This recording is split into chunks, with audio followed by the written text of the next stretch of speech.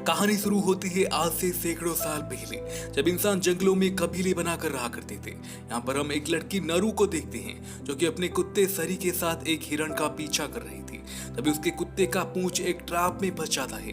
नरू उसे ट्रैप से आजाद करवाती है और पहाड़ की चोटी की तरफ चल पड़ती है। यहाँ पर उसे आसमान में कुछ अजीब सा चीज दिखाई पड़ता है, जैसे कि कोई एलियन शिप। दरअसल नरू बचपन से ही एक योद्धा और शिकारी बनना चाहती थी, लेकिन उस जमाने में लड़कियों को योद्धा या शिकारी बनने की आजादी नहीं थी, परंतु उसमें वो सारी क्वालिटीज थी जो कि एक योद्धा में होती है। और तो और उसके पास जड़ी बूटियों का काफी अच्छा खासा नॉलेज भी था। इसलिए उसका भाई टाबे, जो खुद एक शिकारी है, वो उसे सपोर्ट करता था और उसे शिकार करना भी सिखा रहा था। नरू अपने भाई को आज सुबह दिखी हुई चीज के बारे में बताती है, पर उसका भाई उसकी बात को मजाक समझ लेता है। फिर नरू वापस अपनी कबीले में लौट आती है और अपनी माँ की कामों में हाथ बटा रही होती है। तभी उसकी माँ उसे कहती है कि तुम शिकार के अलावा बहुत कुछ कर सकती हो, परंतु नरू शिकारी ही बनना चाहती थी। वहीं जंगल में वो परख रही जीप यानी कि वो एलियन भी आ चुका था, जिसकी एलियन शिप को नरू ने सुबह ही देखा था। वो एलियन जंगल में एक सांप को मार डालता है और उसकी खाल को निकाल लेता है। दूसरी तरफ नरू को पता चलता है कि एक जंगली शेर ने उनके एक आदमी पर हमला कर दिया है और कुछ लोग उस शेर का शिकार करने के लिए जंगल में जा रहे होते हैं। तभी नरू भी उनके साथ जाने के लिए निकल पड़ती है, लेकिन बाकी शिकारी उसे अपने साथ लेने से इनकार करते हैं। परंतु उसका भाई सबको ये कहकर मना लेता है कि नरू को मेडिसिन का अच्छा नॉलेज है और हमें आगे उसकी जरूरत पड़ सकती है। इस दौरान नरू को किसी के बड़े पांव के निशान मिलते हैं और वो मरा हुआ सांप जिसका खाल निकाल दिया गया था। सबको यही लग रहा था कि शेर ने ही ऐसा काम किया होगा, लेकिन नरू बताती है कि शेर ऐसा नहीं कर सकता।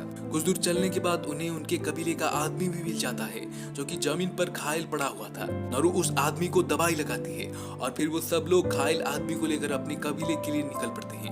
लेकिन नरू का भाई टाबे और उसका एक दोस्त जंगल में ही शेर को मारने के लिए रुक जाते हैं। जब ये बात नरू को पता चलती है तो वो वापस अपनी भाई की मदद के लिए वहाँ पर चली आती है। नरू उन दोनों को बताती है कि शेर के अलावा भी इस जंगल में कोई और खूंखार जीव है। इसके बाद टाबे शेर को पकड़ने के लिए जमीन पर ट्रैप बिछा रहा था। वहीं टाबे का फ्रेंड और नरू पेड़ पर चढ़कर शेर को ढूंढ रहे थे। टाबे का फ्रेंड नरू को कहता है कि तुम्हारा भाई शेर को नहीं मार पाएगा, बल्कि मैं उसे मारूंगा। तभी वो शेर उस पर अटैक करके उसे मार देता है।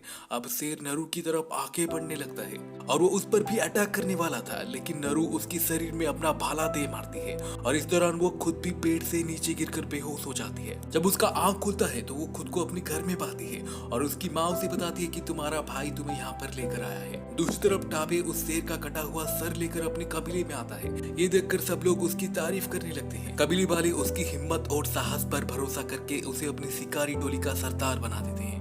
लेकिन नरू इस बात से बिल्कुल भी खुश नहीं थी, क्योंकि असल में उस शेर को नरू ने ही मारा था, लेकिन उसका पूरा क्रेडिट उसका भाई ले रहा था। वो अपने भाई के साथ इस बात के लिए झगड़ती भी है, लेकिन उसका भाई उसे कहता है कि तुमने सिर्फ उस शेर को मारने की कोशिश की थी, लेकिन मैंने सच में उसे मारा है।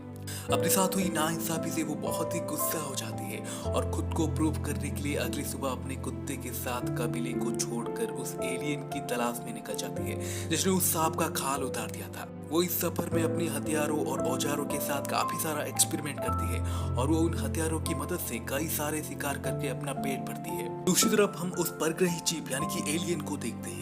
अब वो एक भेड़िए को मार रहा था।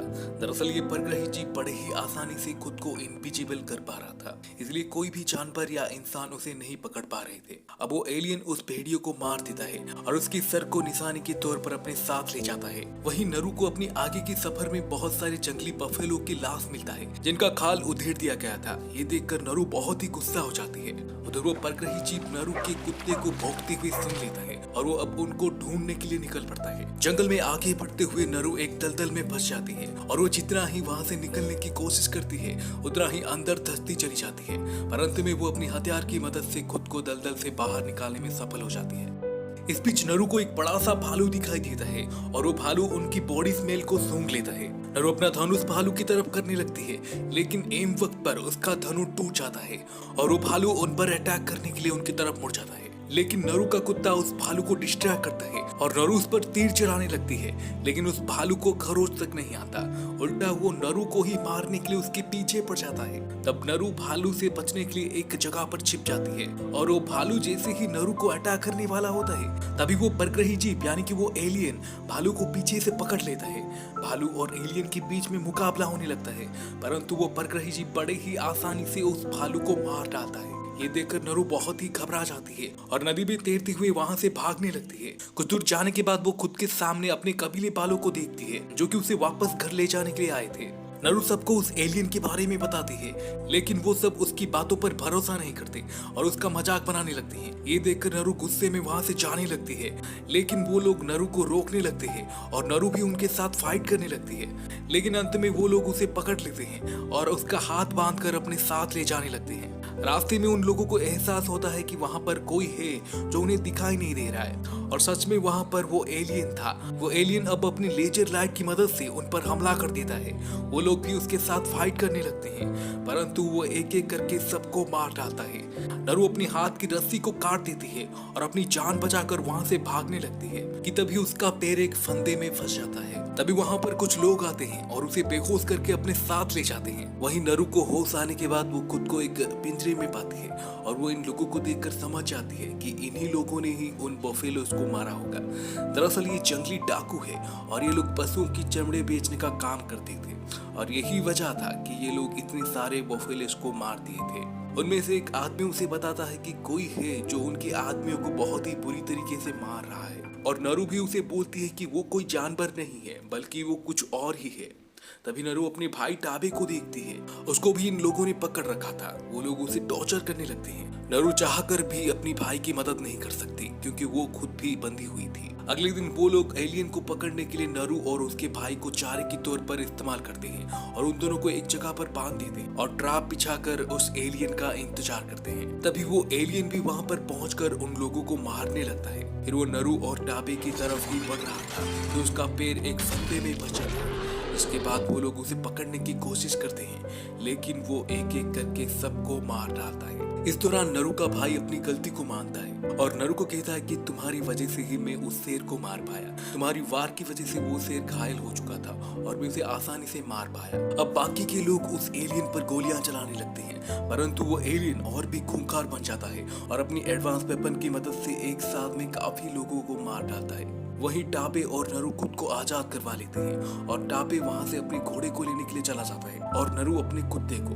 नरू देखती है कि कुछ लोग उसके कुत्ते को कैद करके रखे हुए थे और वो लोग उसे मारने ही जा रहे थे, लेकिन नरू अपने कुत्ते को बचाने के लिए उनके साथ फाइट करने लग जाती है और अपनी फाइटिंग स्किल से वो उन सबको मौत की घाट उतार देती है। तभी उस एलियन की वार से घायल हो चुका एक आदमी नरू के पास आता है और उसे मदद के बदले खुद का राइफल ऑफर करता है। नरू भी इलाज के बदले में उससे राइफल चलाना सीख जाती है। तभी वो एलियन वहां पर आकर सारी लाशों को चेक करने लगता है और उसे पता चल जाता है कि ये इंसान जिंदा है और वो मौत का नाटक कर रहा है, तो वो सच में उसे मार डालता है। नरू अपनी राइफल की मदद से उस पर फायर करती है, लेकिन उसका निशाना चूक जाता है और वो एलियन उसके तरफ ही बढ़ने लगता है। तभी नरू का भाई भी वहां पर आ जाता है और अपनी भाले से उस एलियन पर एक जोरदार प्रहार करता है और लगातार काफी सारे हमले करके उसे घायल कर देता है, जिस वजह से वो एलियन अब खुद को इनविजिबल करके उसे मार डालता है। मरते वक्त भी टाबे एलियन पर आखिरी वार करके अपनी बहन को वहां से भागने में मदद करता है। दूसरी तरफ टाबे की माँ और बाकी कबीले वालों को खबर मिलती है कि टाबे मर चुका है। ये सुनकर टाबे की माँ बहुत दुखी होती है। वहीं नरू नदी के पास जाती है और उसे वहां पर वो जंगली डाकू मिल जाता है जिसने उसके भाई को पकड़ रखा था। नरू से हमला करके बेहोश कर देती है और उसकी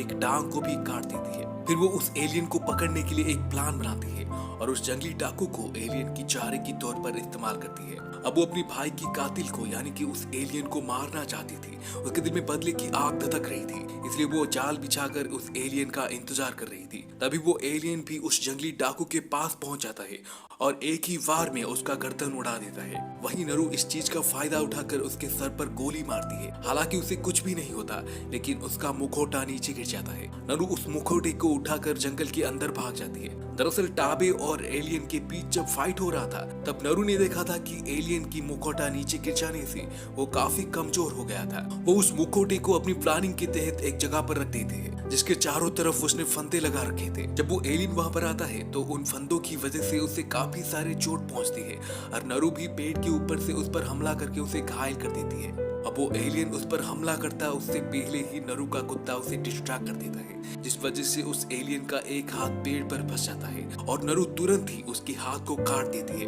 अब वो एलियन गुस्से में नरू पर एक जोरदार प्रहार करता है, लेकिन नरू किसी तरह से खुद को बचा लेती है और उस एलियन को धोखे से दलदल में गिरा देती है। परंतु वो एलियन बड़े ही आसानी से दलदल में से बाहर निकल आता है और जब वो नरू को शूट करता है तो वो निशाना उसे ही लग जाता है और उसकी मृत्यु हो जाती है, क्योंकि नरू ने बड़े ही चालाकी से उसके मुखौटे को उसी के ही निशाने पर रख दिया था। और अंत में एलियन की मौत के साथ साथ नरू का बदला भी पूरा हो जाता है। अगले दिन नरू उस एलियन की कटा हुआ सर लेकर अपने कबीले में पहुंचती है।